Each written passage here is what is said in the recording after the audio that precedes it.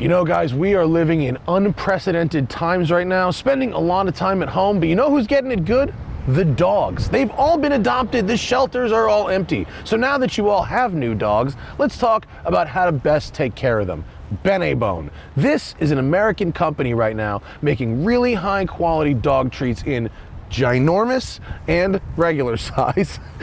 They got bacon and chicken flavor. They're very durable, and every aspect of these things is tailored to be picked up by paws. I have a deal for you. 30% off any Benebone product if you buy them at Chewy using code SMOKING. Hit the link in the description and I'll give you 30% off on all the dog treats you can possibly buy from Benebone. Now, enjoy this video.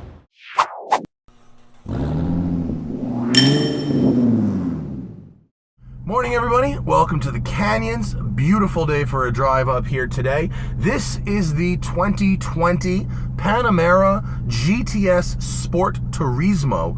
They had the launch for this car last year in Bahrain at the circuit, and I could not do the 40 hours of traveling to drive it on the far side of the world. So here it is in a phenomenal shade of Mamba Green, which actually only costs $800. In Porsche speak, getting Mamba Green for $800 is quite a steal.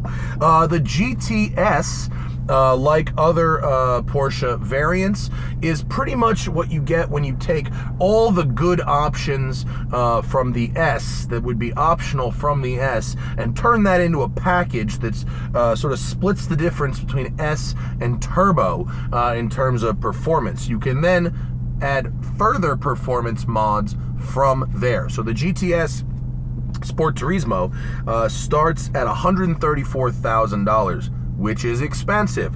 For that, you get a 453 horsepower and 457 pound-feet of torque, twin-turbo, 4-liter V8 with the turbos in the hot V. You get all-wheel drive, you get the 8-speed PDK gearbox, standard sport exhaust, and standard adaptive air suspension. That's good for a 0 to 60 claimed time of 3.9, top speed of 180 miles an hour, and a quarter mile in 12.4. Knowing what we know about Porsche, this will probably beat those acceleration numbers by a little bit. This engine gets a special oiling system so that it actually can handle high G cornering if you ever wanted to take your Panamera on the track. And it weighs 4,606 pounds, which is 60 pounds lighter than an E63S Wagon. Of course, it's down 150 horsepower as well.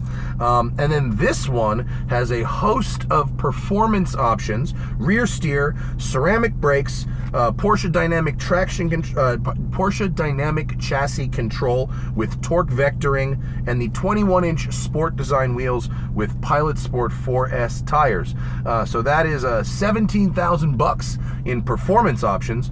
Of course, if you include the color and premium package, it only has $3,500 in luxury and or cosmetic options. So someone spec'd this thing out to be driven fast. And in that spirit, let's go into Sport Plus. Let's pull out onto an empty canyon road, and let's just start her off in typical Porsche fashion with a launch. We're pointed very slightly downhill. Porsche don't care.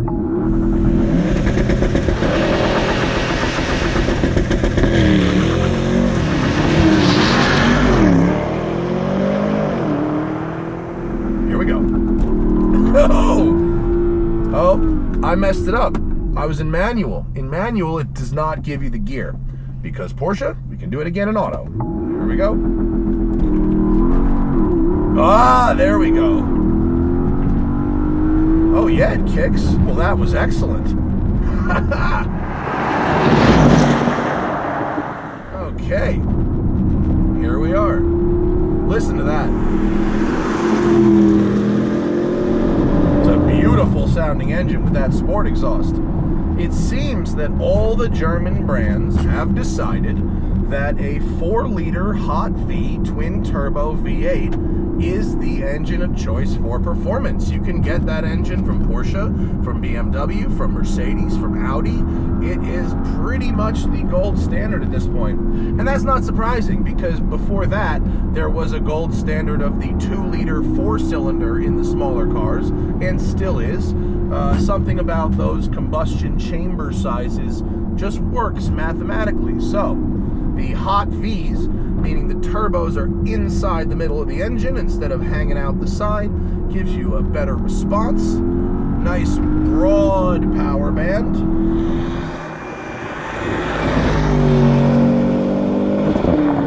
Oh yeah. So that little chime that just happened, for some reason, and it's not something I checked before I left the house this morning, the back right tire is like 3 psi low, and it gives me a chime at a certain speed, reminding me that I shouldn't exceed that speed while the back tire is that low. That's actually good.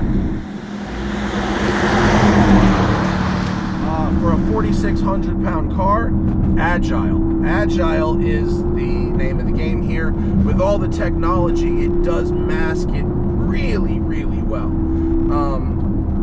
Big torque is good. The speed of the shifts and the responsiveness of the gearbox is the gold standard at this point. And if you, I'm still in automatic. How about that? And if you let it bang the rev limiter, as I demonstrated before, it does that. It'll sit there, and look, if I go all the way at it, it'll go. That's the Porsche thing, right? So it'll sit there. The turbos prioritize a low and mid-range power band here, so it's got really good grunt, you know, coming off the line. When you're driving it around in normal situations, the grunt is not enormously different from the turbo model, which has 90 more horsepower and torque, I believe, if that number is correct. 550 is what it's got, and the difference happens really above 5, where this motor, maybe above 5,500, where this motor starts to slowly lose turbo efficiency, and then the turbo one just keeps it going.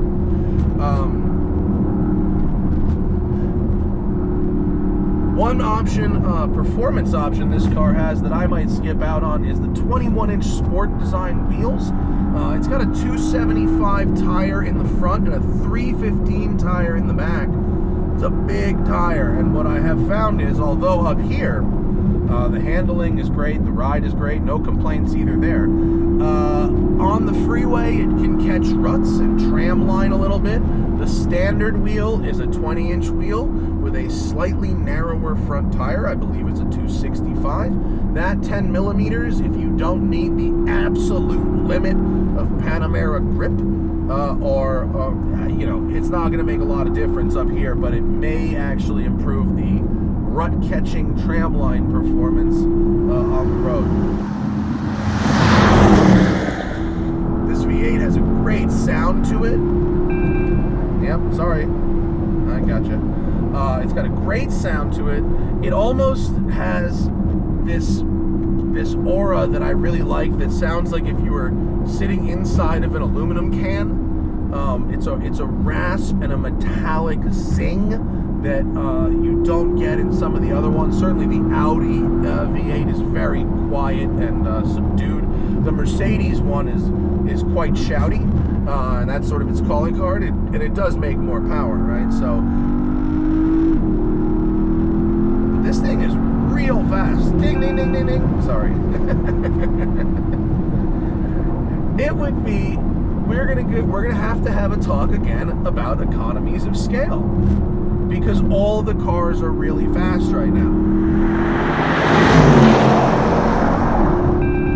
Sorry. And we're talking about a large sedan. We're talking about a daily driver. I don't know who's buying a $160,000 Panamera as a weekend canyon carver track toy. Even though it's got the capability, it really doesn't sound like the mission for anyone who's buying one of these. So we're talking about daily driver status. things that I like about it as a daily driver. The different drive modes do give it some really nice different characters. Comfort mode is very, very quiet and refined. When you put it into a standard sport mode, and we'll just go into sport mode because there's a 3-chamber air suspension system, and I like, for most out of the city driving, I like the middle setting a lot. Sport Plus is quite stiff. On this road, which I talk about a lot, there's the ruts and stuff that you can feel. Sport Plus makes you feel every rut. Sport dials out the rut, but lets you feel the bumps, right? And then Comfort really dials everything out and makes it quite floaty, which is nice in the city. It's adjustable height, it's air suspension, so it does its own thing, and it has a power-operated wing at the top of the tailgate that also has a mind of its own, really. Yep, I know. I apologize. I don't know how to make that go away. And frankly, I tried to use the onboard compressor to put a few PSI in the tires, but I was having trouble with it. It turned on for a second and then immediately shut off. I don't know why, and I'm sorry. But I did try. It's not something I didn't try to do. I love how it lets you downshift in the PDK. As long as you've got enough revs, it doesn't matter how close you're going to get to redline. It's going to give you that gear. Redline here is 6,800, which for this type of vehicle it's very usable.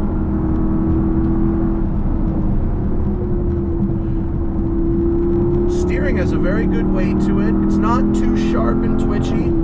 It's mildly relaxed, but it still loads up really good.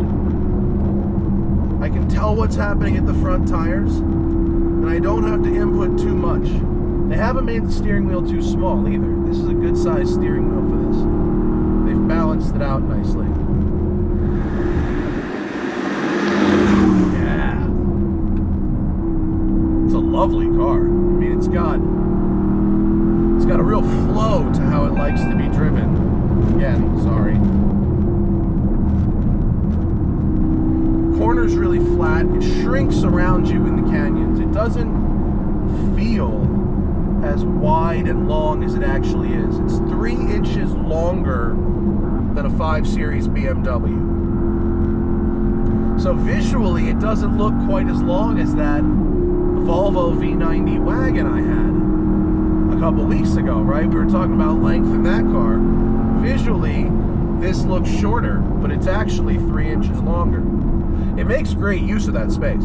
I can comfortably sit behind myself in the back seat. Part of the thing about the Panamera is one of its design goals, which contributed to its funky look in the beginning, is that they said that you need to be able to have a 6'4" passenger sitting comfortably behind a 6-foot tall driver. And so because of that, it had sort of the funky bubble back in the beginning, which has transitioned beautifully into the Sport Turismo wagon body. In America, I don't know about the rest of the world, but in America, they're not really selling a lot of the wagons. My friend owns a Porsche store and says that they don't really move, which I think is very disappointing because I think they are the jam. And in fact, I had to tell you, especially in the Mamba Green, I'll show you quiet mode while we're stuck here. Here's normal. Here's just totally normal comfort. Sport exhaust just goes away. It upshifts at 2,000, 2,500 RPM, and you just glide. And that's nice. It actually, when you drive it in normal mode on the highway, it does some of the things that the hybrid does. So like when you get to a downhill, it decouples the gearbox and it gets maximum coast by not engine braking for you, right? And then when you go to give it a little gas to go back up your hill, it just really seamlessly engages again and just goes again. Now, it's something that at first you think the car's broken until you know what it's doing. But yeah, that's a thing that it does, and it does help for your fuel economy. Oh, this gentleman is going to move out of my way, and I will certainly take much advantage of that.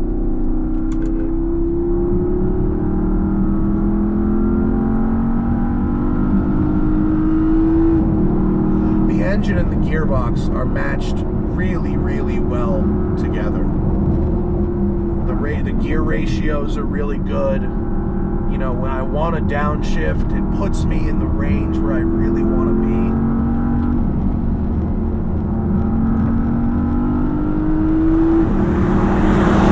I love the responsiveness of the gearbox. It's so predictable, and it does exactly the thing I want it to do, followed by exactly the thing I think it's going to do every time. It's so interesting as well. I mean, after spending a week with Taycan 4S, part of me goes, wow, you know what would make this Panamera GTS better? Taycan powertrain, right? If it was fully electric, that would be awesome. On the other hand, you know, it's considering the technology, the driving experience is pretty analog. You can control the gears exactly how you want to. You feel the road through the car. The gearbox and engine response are very good. You know, even though all this technology is there, they really hide it. So until you really start to break traction, if you're within traction, you don't notice the technology in this car at all. And in all but the very tightest corners, you don't even feel the rear steer. So, it's about the same price as RS6 Avant. I think it's more fun and engaging to drive than RS6 Avant, though it's certainly not as unique and cool and weird, and as far out there into car guy nerddom. It's a little more expensive than the AMG E63S Wagon, and for that it has a little bit wider stance and a little bit more space, but the performance is similar. I think the E63S might be a little bit quicker, and it's certainly rowdier. It's more muscle car-y. But as an alternative to the RS6 and the E63S Wagon, if you're okay having a little less horsepower, and the trade-off is a more engaging gearbox, different styling, the things you can do with Porsche, I think this is a really cool alternative to those super wagons that trades some of the horsepower that you may or may not actually need in your life for other things that you may find to be a bit more desirable from a sports sedan, or in this case, sports wagon. So thank you for watching. I appreciate every one of you out there. Stay safe. Corona's out there. Stay in the house if you can, or come out to the mountains completely by yourself. You can do that too. Thank you to Porsche for letting me have a go in the Panamera GTS, and I'll see you guys later. Bye.